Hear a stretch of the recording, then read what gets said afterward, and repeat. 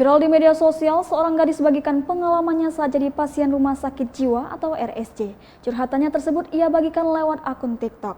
Ia mengunggah kisahnya itu melalui akun @rsjsurvivor pada Selasa 3 Agustus 2021.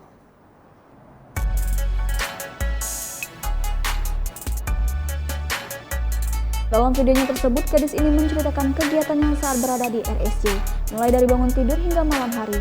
Saat dikonfirmasi, gadis tersebut bernama Yovania Ashika Jani, 19 tahun, yang merupakan warga asal Bekasi, Jawa Barat. Yovania pernah dirawat di RSJ selama 21 hari. Itu terjadi pada 2018 silam.